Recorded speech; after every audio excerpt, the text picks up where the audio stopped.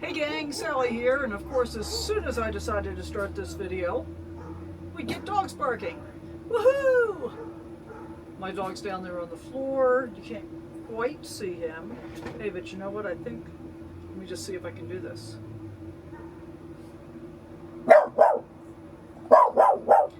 There he is. There's Kit. He's a Barkosaurus Rex. And do you know why? Because we got other dogs barking right now. Let me make this stop. Are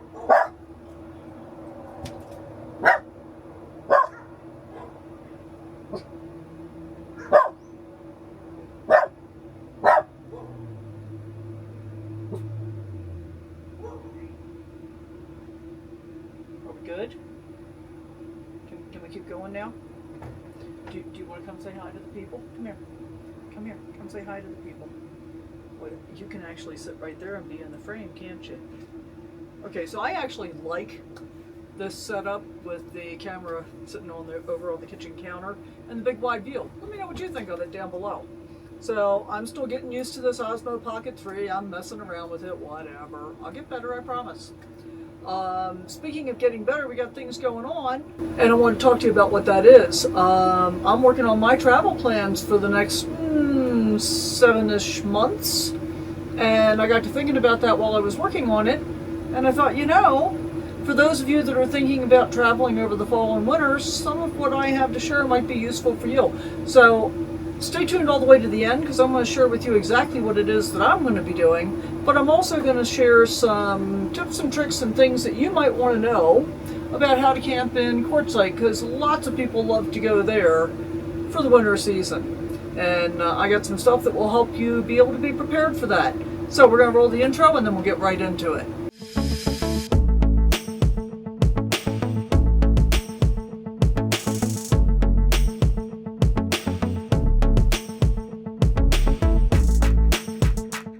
Alright, so welcome back. As always, thank you so much for being here. Really appreciate each and every one of you taking your time to watch my videos. Hope you get some help out of it. And yeah, what we want to talk about? Well, I am super excited about what I've got planned.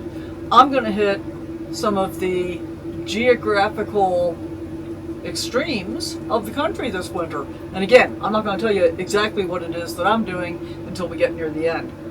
But a lot of people love to go to Quartzsite in the wintertime. I love to go to Quartzsite in the wintertime. A lot of my friends hang out there and I am looking forward to seeing them. But I'm not planning to get there until late in the season. As I started thinking about my plans, I thought that it might be useful to share some tips and tricks with you about what going to Quartzsite is really like. Let's start off with, where do you stay? Well, there are a surprisingly large number of places to stay, and that's why I wanted to get this video out in late July. It's actually probably almost too late to be able to make reservations if you want, for example, to find an RV park. There are lots of RV parks in and around Quartzsite, and they're pretty inexpensive most of the time, but the rates go up during the season, as it were. So if you think you want to get an RV park and have full hookups, I would definitely start looking now. And if you want to see what going to Quartzsite is like and you don't have a rig of any kind yet that you want to camp in, there are some motels as well. You could rent a motel for a couple of nights, check out the area, see what's going on, and then decide if it's something that you want to do in the future. So where do you stay? Assuming you've got a rig, something to camp in, or a tent, also something to camp in. So let's talk about that first. If you are staying, there are two basic places that people stay for free in the Quartzsite area, and they're on BLM land. All of it's on BLM land, but there's two different kinds of BLM land. There's BLM land where you can stay for up to 14 days at a time, and then you have to move either 25 or 30 miles, I think it's 25 miles away, and stay away for, I believe, 30 days. I honestly don't know what the exact answer is for those parameters. So there are lots of places around Quartzsite with 14-day parameters. You can go north on 95 toward Parker and Lake Havasu, and about 5, 6, 7 miles outside of town there are a couple of different places. One's called High Jolly, another is called Plamosa Road. Great camping in both of those. And then if you want to be right closer to Quartzsite proper, you can go out to Skadden Wash. You can go down to Roadrunner, which is at mile marker 99 going south. Those are all 14-day areas that you can stay. So what's important about the movement aspect of this? Well, part of it is they don't want you living on public land. So they have the 14-day rule to make sure that you don't end up as living there, right? As in moving in and staying for months or, heaven help us, years at a time. And it is a problem. There are a number of people that have done that. We should not be those people. Fair enough? Let's not do that. So that's 14-day BLM. Now, with 14 days stay BLM in general, there's no trash service, there's no water, there's no dump station, there's no nothing. So we'll talk about how to deal with all of that stuff a little bit later. But the other kind of BLM stay in and around the Quartzsite area is known as LTVA, which stands for Long-Term Visitor Area. With the long-term visitor area, again, there's two ways to deal with that. You can buy a 14-day pass for $40, or you can buy a 7-month pass that is good for any time or all time between September 15th and April 15th for $180. The cost of the pass has not gone up any time in recent memory, doesn't mean it won't in the future. So with either the 14-day pass for $40 or the season pass for $180, in addition to a place to camp, that also includes water availability, dump for your black and gray tanks, and trash. Now you gotta take your trash to the dumpsters, no big deal. You gotta take your rig to the dump station, no big deal. You gotta go to a water station to fill up, again, no big deal. But you can stay, if you buy the season pass, you can stay for that entire season from September 15th until April 15th. Frankly, I think that's a little too long to be in Quartzsite, season-wise. It's still really hot in September, and it's gotten really hot by April.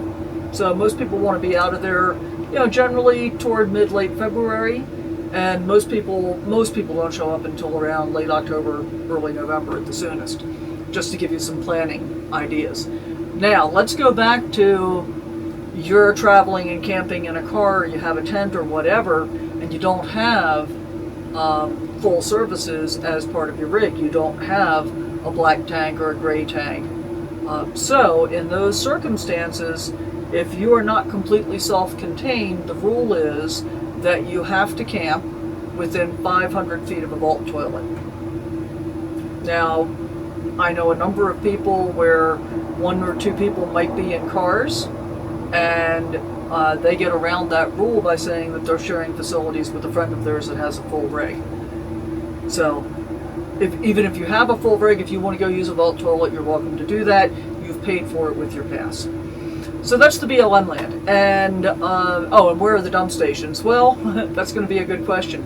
BLM has been building new dump stations at the area known as La Posa South, known as Tyson Wash, which is across the street from La Posa South. Through this year, La Posa South has had the dump stations that service both of those areas. So I'm not sure if the new ones are going to be open this year yet or not, but it'll be easy enough to figure out once you get there. What if you're deciding to stay on BLM land and you don't have a dump or water or trash available to you? Trash is still an issue. You've got to figure out where to be able to get rid of trash, and frankly, I'm not going to tell you, because of some of the places, I don't want to inundate the places that I choose to get rid of trash, and I do it in a respectful manner, and I don't take like giant black garbage bags and dump them off at somebody's property. That would be completely inappropriate. But you got to figure out how to be able to get rid of your trash. Now, for dumping tanks and getting water and getting propane, there are 2 locations in town that will accommodate all 3 of those things really easily. One is called RV Relief, which is the newer one. That's up 195 north. It'll be on the left-hand side as you're going north, about a mile and a half or so as you're leaving the main intersection. And the other one will be RV Pit Stop, which has been around for a really long time, located on the right-hand side of the road before you get to RV Relief. There is, by the way, also a transfer station near north a little bit, not very far, north of Quartzsite. And honestly, I don't know what the rules are for that. I don't think you have to be a resident. I think anybody can go in. Don't know if you have to pay or not. I do know that there are limited hours, so if you're looking for the transfer station to be able to dump your trash, just go online and check the parameters for that. I like the way that RV Relief is set up because they're new, comparatively. They had the opportunity, I think, to think a little bit more about how they wanted this business to go when they set up their station. So it's very well organized. You pull in and the first thing you do is dump your tanks. And if you're getting water, you pull around to the water station and you fill up your tanks. Oh, and RV Relief will let you rinse your black tank. I think there's an extra charge for it. But they'll let you rinse your black tank if you want to. And RV Pit Stop does not. So you can dump, but you don't rinse. You can rinse your hose out, but that's it. So from RV Relief, you get your black tanks dumped first, then you go ahead around and get your water fill, and then you pull toward the propane, and then you're out of there. So it's super convenient, it's very well laid out, easy system, I love it. RV Pit Stop, great people. Prices between the two are pretty similar, by the way, so really what it comes down to is, like, if I go up to RV Relief and there's a long line and I haven't had this happen yet, I am more likely to go back to RV Pit Stop just to get it done and over with so that I don't have to wait, right? Wait in line and so forth. Prices are similar. At RV Pit Stop, if you're getting propane, the propane is right at the entrance, but then if you want to dump your tanks, it's kind of like off to the sides. It's a little bit inconvenient. I've had to pull out of there after getting propane and then pull back in to be able to get around to get to the area where you dump your tanks and get fresh water. It's all doable, no big deal. So that makes it pretty easy to figure out stuff. Unusually for me, I actually made a few notes. So let me put the glasses on, take a look here. So what about getting supplies within Quartzsite? You know, things like, groceries and stuff like that. So there are two conventional grocery stores, what we think of as a regular grocery store. They're independent, they're not chains. One is called Coyote Fresh, the other is called Roadrunner. And yes, there is a correlation between the cartoon and the names of the businesses. Both are great, they have different stuff. So each one has like their own specialties, and you'll figure out, you may like the produce better at one, you might like the meat better at the other. But overall, I think the quality is quite good for a very small community. And you may not know this, until all the RVers show up in the wintertime, the population of Quartzsite is like 2,400 or 2,500 people. That's it. Having decent grocery stores that can service the population that swells to like 1.5 million over the winter is pretty amazing. There's also a Dollar General, and then the other option, which is really pretty useful if you buy stuff in packages. I don't buy much packaged stuff at all, but if you do, over by the Tyson Wells swap meet area, where the big tent gets set up, all the tents are set up there, is called Discount Grocery Liquidators. And they sell stuff that is, for the most part, expired. I've actually gotten a few things there that were not expired. But you can pick up a lot of really good stuff. You're taking a little bit of a chance on things like chocolate, because if it hasn't been handled properly, expired or not, it's not going to be in very good shape. But, as I said, super bargains to be had there, and I've gotten some great ones. Everything from dog food to, canned goods. Just check it out. It's worth a look. So if that doesn't give you enough to keep you satisfied with what you need, there are also places where you can get supplies outside of Quartzsite proper, and the three most popular are Parker to the north on the way to Lake Havasu. There's also a casino up there a lot of people like to go visit. Blythe is really almost due west, a little bit south. In California, and Yuma, which is due south on 95. Of the three, Yuma is most like a city. Now, personally, I love Yuma. I spent much of my winter in Yuma last year outside of Yuma. But part of what I love about it is there's everything. Home Depot, several Walmarts, every grocery store you can think of. Whatever other kind of shopping you might want to do, a couple of dedicated RV supply places, several propane dealers, and the prices are city normal. Instead of rural, small town, we had to truck everything in from nowhere. So Yuma can be a really good option. There's also a lot of medical and so forth there. Kit's Vet is in Yuma. Of course, I got him in Yuma, so there you go. So Yuma is my first choice. Parker is always interesting. If I want to go to the casino for something, like sometimes, we'll do Christmas dinner there or whatever, then I will also go to the Walmart in Parker, because it's convenient. Why not? And Parker's a nice little town. They've also got a Safeway, I think, across the street from the Walmart. Might be an Albertsons. I think it's a Safeway though. So they've got a regular grocery store there as well. Yeah, I think in Blythe it's a Albertsons, no Walmart. That's kind of useful to know. The closest Walmart will be in Parker, which is about 35 minutes or so. Yuma's about an hour-ish, but as I said, there's everything in Yuma to be able to shop and get whatever you want.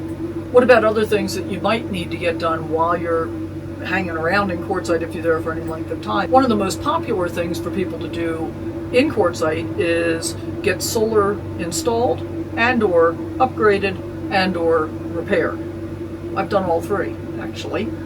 And there are a couple of different solar dealers in town. I've gone to Solar Bills a couple of different times. I've always been very, very happy with their work. A lot of people really like Discount Solar, and I'm sure that there are probably others as well. So if solar is something you're looking for, do a little bit of research ahead of time. Try and figure out what it is that you want. And you may need to make an appointment and come back a few days later, maybe a week later, to be able to get your work done. So don't wait necessarily until the day before you're leaving and say, oh yeah, I want to go get solar done. Probably not going to work. What if you need vehicle work done? Well, there are several different places that you can do that. I've had really good luck with American Custom Tire. They've done, on my rig, they've done custom bent valve stems for me, which have saved my bacon compared to using valve stem extensions on dually wheels. If you've got a rig that has dualies in the rear and you're trying to use valve stem extensions, they're really finicky, and then they fail. And then you have problems with losing pressure and all that kind of stuff. And because I run a TPMS system that's, a thing on the end of my valve stem, it puts additional pressure on that, extra vibration and weight on the end of the valve stem. So I have custom bent for my specific rig valve stems that mean I don't have to have any extensions anymore. And I thought it was cheap. It was like $106 last year when I had it done. So that was great. They've also done my maintenance, oil change, that kind of stuff. I've been very happy with them. There are probably other people around, but that's who I've chosen for a couple of different things. And then what about mail? Some people that want to stay there for a really long time want to be able to get mail there. One of the things that I know is that unless you have a post office box, nobody gets mail at the post office. I tried using general delivery once, and it didn't work. My Amazon package got shipped back, so that was a no bueno. But there are several mail services in Quartzsite. One is called BCM. They've been around for quite a while. Another is Ironwood Outpost. Don't know anything about them. And then the third is Moon Mountain Mail. That got a lot of attention after they opened last year. So far, they seem to be doing a great job. Everybody seems to be really happy with them. If I were going to be trying to get mail in Quartzsite, that would probably be my first choice. And I believe with any of them, but you have to double check this, I believe it's possible to use their address to have like a package delivered from Amazon. They'll charge you a fee for it, probably like $5. Or if you're planning to be there all season long and you want to get your own mailbox, you can do that as well. It's not terribly expensive, so that might be worth checking into for you. So why do these 1.5 million people go to Quartzsite? Well, because there's a lot of stuff to do. There really is. There's a lot of exploring to do. There's hiking, there's all the normal stuff. There's shopping on several different levels. There are lots of shows that go on during the season. Quartzsite was originally known for its gem and mineral shows. They still do all of those. There's also the big tent in January, which is a huge deal. And I have to admit, I've never actually been into the Big Ten. Never been there. Maybe I'll get there. Oh, not this year, because I'm not planning to be there in January. But if you are, let me know how it worked out for you. But there's also other stuff to do. You know, in addition to all of those things, there's also just the chance to catch up with friends that you haven't seen all year long while you've been out traveling and doing other things. So visiting friends is a big reason why people go to Quartzsite. As I mentioned, the shopping. What am I missing? Oh, one of the big events in January is the RTR and the WRTR. So the RTR is the Rubber Tramp Rendezvous. Bob Wells, Cheap RV Living, started it, I think probably 14, 15 years ago now at this point. Something like that. And then the WRTR is the Women's Rubber Tramp Rendezvous. It runs for a few days before the big RTR. And that's set up as a space where women can feel comfortable in an environment that is kind of exclusive of men. So if that's something that interests you, go to Bob Wells' channel. There's always stuff about it, you know, as we get closer to the season. But that's also in January. All right, am I missing anything? Oh, yeah, two more things I thought about. Eating out. You wouldn't think a little teeny tiny town would have much in the way of restaurants, but it does. It actually has a fair number, and I'm not going to try and name them all because I can't possibly do that. I have not had a bad meal at any of the restaurants that I've eaten in. I have not eaten in every restaurant. Fair enough. I will tell you, Silly Al's Pizza is super, super popular. And part of the reason is it's got a great atmosphere, it's got a lot of seating, it's good pizza. It is. And they usually have entertainment on the weekends, most weekends. But it's not my favorite pizza. I actually prefer Outback Pizza.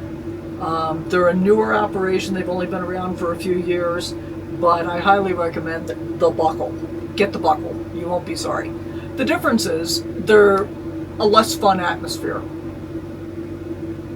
They don't, you know, it's not the big crowd of people, which means that you usually don't have to wait forever to get your order in, and I usually just do carry out there. So, anyway, but there's all kinds of other restaurants to try, and a lot of people enjoy doing that as well. Probably you will. So what else can you do while you're in the Quartzsite area? Well, another thing that's really, really popular is for people to go visit Mexico. Yeah. Los Algodones. In fact, that's the biggest reason that I will be back in Quartzsite toward the end of the season this year, because my dentist is in Mexico. And I've been seeing this dentist now for about 2 years, recommended to me by two separate couples that I'm friends with who had been seeing them 2 years ago, 5 and 8 years respectively. And then the first time I went in there, I was chatting with somebody from Canada in the waiting room who said they had been going to this office for 27 years from Canada. I thought that was pretty daggone impressive. So if you're looking for some high quality dental work in Mexico, leave a comment down below and I'll give you the contact info for my dentist. I think they did a great job. I have done a video on them, I think at least once. They've done really good work. Super cheap by American standards, really expensive by Los Algodones standards, just so you know. And here's my advice, worth exactly what you're paying for it. But when you go into Los Algodones, there are many people standing along the street with business cards that they want to hand out to you to go to their preferred dentist or optical person. Personally, I'm not going to do that. I want a personal recommendation from somebody that I trust, which is not somebody standing on a street corner handing me a business card. Just saying. There are great optical locations down there as well. You can get glasses made super cheap. I know lots of people have done that. I only wear readers, so I haven't done that myself. There's shopping for, you know, Mexican stuff, blankets and ponchos and, you know, t-shirts with logos on them, all that kind of stuff. All of which is fun. And there's also, I think, some really good food there, including my friend Donna, at Shalom on the Rome has taken me several times. We've gone to street taco vendors down by a park, which is kind of off the beaten path. I wouldn't recommend doing this in every Mexican town, but we walk a couple blocks off the beaten path, and we've been to the street taco vendors, for the most part, who don't speak English, so that's been kind of interesting since I'm allergic to cilantro, but it's all worked out just fine so far. And then there are a couple of really good restaurants that I like in the main shopping district area. So Los Algodones is a lot of fun. You don't drive into Mexico. There's a parking lot right by the border. I think it's $8 to park. I think it's $8 for me because I always take my RV in. I think it may be $6 for a car. But you go in, you park there, you walk into Mexico, and you do whatever you want to do there. Go to the dentist, whatever, eat, shop. And then when you're ready to leave, you have to queue up to get out of Mexico. And depending on what time of year it is and what time of day, it can be anywhere from less than 5 minutes, I've had that happen twice when I've gone down to go to the dentist, to a couple of hours that you're going to be waiting in line to get out of there. Oops. It is what it is. There's nothing you can do about it. You have to go through customs coming back through. So if you've got a passport or a passport card, make sure you take that with you. If you don't, you need to have a United States driver's license and your birth certificate in order to be able to get back into the States. Just FYI. You can bring in, I think, 1 bottle of liquor you can bring back. And there are several different liquor stores there. If you ask them, they'll tell you if you're trying to buy too much to be able to bring back with you. So there's that. So Los Algodones is a lot of fun. I really recommend it. It's down near Yuma. There is, if you've got a long-term visitor area pass and you want to camp down there, you don't want to just do a day trip, there is a LTVA area called Pilot Knob, just a couple of miles away from the border. There's also a lot of open BLM dispersed camping down there, which is where I usually go. And speaking of BLM, I didn't mention with the whole LTVA thing, you buy that 180-day pass, not only can you use any of the 4 LTVA areas right around Quartzsite, but there are several others as well. There's Pilot Knob, there's Holtville Hot Springs, Midland Trail, so that's 3 more. There might be 1 more I'm missing, but I think there's either 7 or 8 of them all together. Oh, and Senator Wash, what's it called? Imperial Dam. Imperial Dam is the other one. So 8 altogether. And you can use any of those once you've bought that $180 or $40 LTVA pass within the time periods available to you. So, that's a lot of stuff to talk about what's going on in Quartzsite, but hopefully that's helpful for you. Alright, I am going to be there, but I'm going to be there toward the end of the season because I got a whole lot of other stuff planned. So I've been in New Mexico since March, and I've been traveling around sometimes by myself as I am right now, most of the time with Donna at Shalom on the Rome, some of the time with Rob at Travels with Dottie. I've been able to see at Deborah Dickinson, Virgo RV Gal. I'll put links to all of their channels down below because if you're not already, you really should subscribe to all of those friends of mine. So that's what I've been doing all summer long. Here we are at the end of July, approaching the end of July, and it's time for me to be busy figuring out what I'm going to be doing, and there are a few things that are kind of on my bucket list. And this started because I started thinking about things that I haven't done yet at all and would like to be able to do. So I'm in very eastern New Mexico, almost to the eastern border, which isn't really the middle of the country, but I'm not that far from the middle of the country. So I have the opportunity to just kind of hang out in New Mexico and wait for it to get cool enough to go back to Quartzsite. And I know some people are doing that, not me. It's not what I want to do. I plan to go all the way up to the very northeast corner of Maine and then chase fall colors south. And I want to hit all the way down to Key West.